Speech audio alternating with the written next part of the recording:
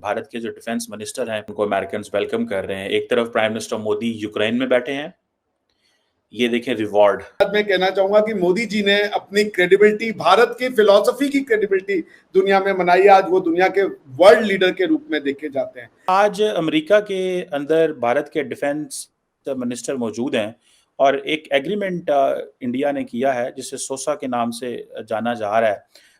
इस एग्रीमेंट के तहत कहा जा रहा है कि इंडियन और अमेरिकन फौजें जो हैं वो एक दूसरे को हर जगह पे सपोर्ट करेंगी। इंडिया ने इन 70 सालों में क्रेडिबिलिटी कमाई, भरोसा कमाया और प्रधानमंत्री मोदी के फॉर्म में हमें वो नेतृत्व मिला जो इस भरोसे को इनकैश कर सके। प्रेसिडेंट ज़ेलेंस्की से मुलाकात हुई है इंडियन प्राइम मिनिस्टर मोदी की और उन्होंने बात की कि पीस हम चाहते हैं कि उन्होंने बल्कि ये जुमला कहा कि हम न्यूट्रल नहीं हैं, हम अमन के साथ हैं। ये बात प्राइम मिनिस्टर मोदी ने की।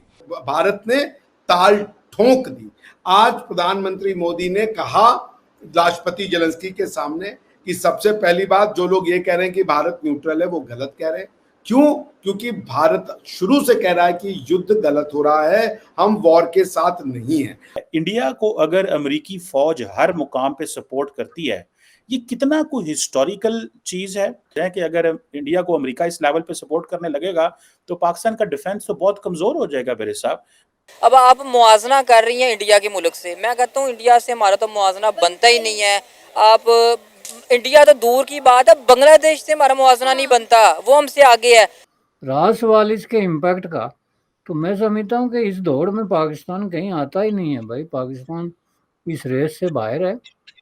उसकी जो अपनी स्ट्रेटेजिक स्टैंडिंग थी वो ऑलरेडी ख़त्म हो गई है और जो कुछ बचा था वो अफगानिस्तान के हवाले से था।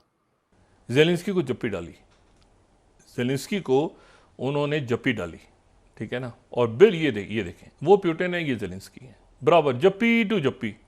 मैंने आपसे कहा था ना, जप्पी जब तक बराबर नहीं होगी ना, दुनिया को पता नहीं, मगरिब को मैसेज। नमस्कार, जय हिंद, वंदे मातरम। दोस्तों, राज हिंदुस्तान में आपका स्वागत है। एक तरफ भारत के रक्षा मंत्री राजनाथ सिंह ने यूएस अमेरिका में तो दूसरी ओर पीएम नरेंद्र मोदी ने यूक्रेन में बड़ा खेला कर दिया है। जी हां दोस्तों, डिफेंस मिनिस्टर राजनाथ सिंह ने अमेरिका में एक नए रक्षा समझौते जिसे सोसा के नाम से जाना जा रहा है उस पर हस्ताक्षर किए हैं। इस रक्षा समझौते के तहत अमेरिका और भारत की फौजें एक दूसरे को हर जगह पर सपोर्ट करेंगी।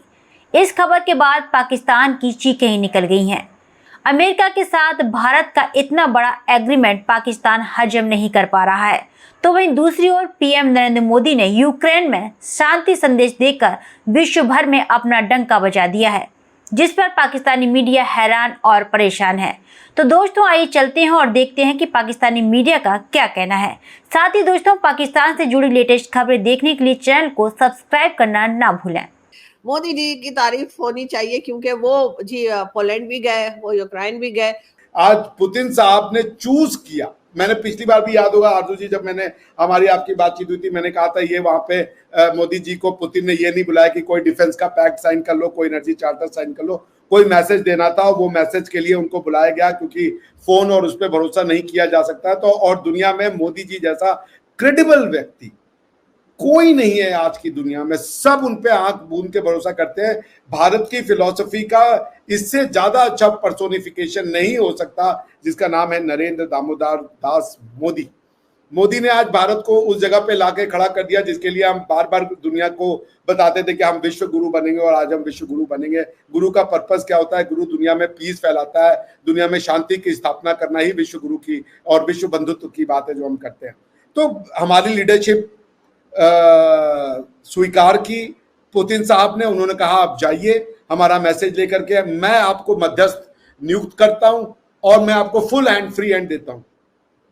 दुनिया बार बार कहती है कि दुनिया की टॉप 3 इकोनॉमी अमेरिका, चाइना और इंडिया होंगे, लेकिन ये दुनिया भी बार बार कहती है कि ये आने वाला युग जो है, आने वाले 100, 150, 1000 साल जो है ना, ये भारत के होंगे। इसका लीडरशिप और प्रतिनिधित्व भारत करेगा। चाइना को कोई नहीं कहता और अमेरिका को भी कोई नहीं कहता।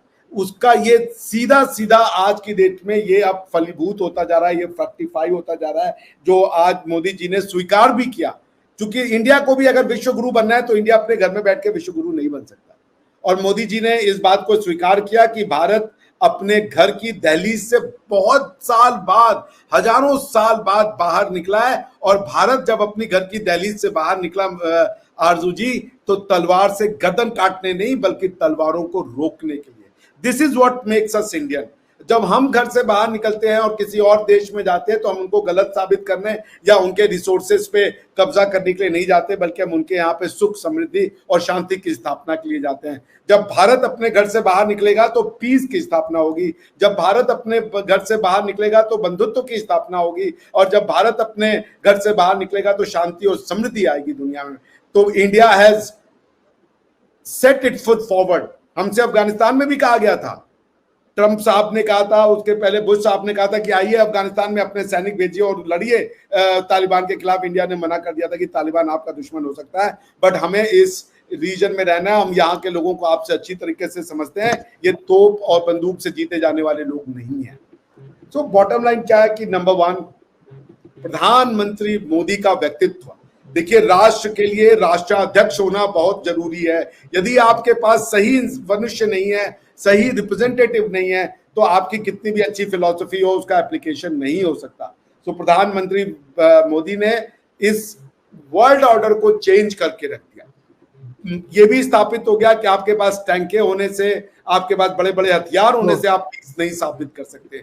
उसके लिए आपको चाहिए एक अच्छा कुशल नेतृत्व और अच्छी मानसिकता, और दोनों पार्टी ने एक्सेप्ट कर लिया। ये बताइएगा कि पाकिस्तान से क्या कोई मुल्क इस तरह का एग्रीमेंट साइन कर सकता है? चाइना जो है वो भी जारी बात है मुश्किल में है, उसके लिए भी चैलेंजेस मौजूद हैं, हमारे लिए भी चैलेंजेस हैं कि अगर इंडिया को अमेरिका इस लेवल पे सपोर्ट करने लगेगा तो पाकिस्तान का डिफेंस तो बहुत कमजोर हो जाएगा मेरे साहब।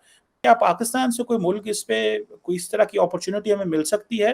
क्योंकि पाकिस्तान तो इस एग्रीमेंट से और मजीद इनसिक्योर होता है, और इसकी क्या इम्प्लीकेशंस लगती हैं चाइना और पाकिस्तान के हवाले से, ये जो इंडिया और अमेरिका की फौजों का आपस में इस तरह का तामुन है? इस बात का मतलब तो ये निकलता है कि चूंकि कोई इस तरह की एक्टिविटी जो है उसकी वजह से पाकिस्तान का डिफेंस कमज़ोर हो रहा है, इसलिए इंडिया और भारत ये काम ना करें बल्कि छोड़ छुड़ा के बैठ जाएं कि नहीं जी इससे जो है ये नुकसान हो जाएगा। वो अपना एक जो है स्ट्रेटेजिक डिप्लोमेटिक जो उनकी हो रही है प्रोग्रेस मुख्तलिफ जगहों पे और मुख्तलिफ फील्ड्स में, ये उसकी रिफ्लेक्शन है।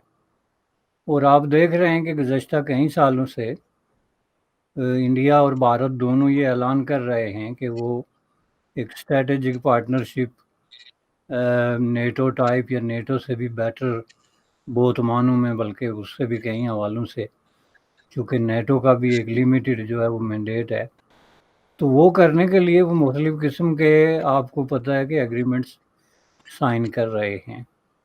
रहा सवाल इसके इम्पैक्ट का, तो मैं समझता हूँ कि इस दौड़ में पाकिस्तान कहीं आता ही नहीं है भाई। पाकिस्तान इस रेस से बाहर है।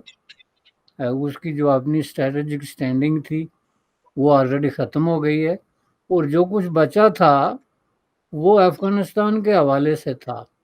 मायदा हुआ है, इस तरह के कई मायदे ना सिर्फ आप देखेंगे बल्कि उन पे अमल भी होता देखेंगे। और पाकिस्तान जिस तरह की मैस में गिरफ्तार हो गया है इंटरनल पॉलिटिक्स में, तो जिस तरह की आइसोलेशन में चला गया है रीजनल पॉलिटिक्स में, और जिस तनाई का शिकार हो गया है इंटरनेशनल पॉलिटिक्स में, उसको सामने रखते हुए तो आप पूरे दावे से कह सकते हैं कि पाकिस्तान अपनी स्पेस जो है वो खो चुका है। अब इसका इज़हार कब होता है किसी मटेरियल शक्ल में, ये आपको किसी न किसी कॉन्फ्लिक्ट का इंतज़ार करना पड़ेगा। मुमकिन है कोई नेक्स्ट वाक़या हो जाए अफ़गानिस्तान के अंदर से ही, जो कि यहाँ पे जो इस तरह की दहशतगर्द तंजीमें उनको पनाह दी जा रही है, वो कोई ऐसी हरकत करें जो कि इसका जो है ट्रिगर पॉइंट बन जाए, तो तब जाके जाहिर होगा कि कौन कहाँ खड़ा है। तो दोस्तों, आपने देखा कि पाकिस्तानी मीडिया यूएस के साथ हुए एग्रीमेंट और पीएम नरेंद्र मोदी का यूक्रेन में शांति संदेश देखकर बौखलाया हुआ नजर आ रहा है। आपका इस पूरी खबर पर क्या कहना है, हमें कमेंट बॉक्स में जरूर बताएं। खबर अच्छी लगे तो लाइक और शेयर करना ना भूलें। ऐसी तमाम खबरों से जुड़े रहने के लिए आप देखते रहें राज हिंदुस्तान।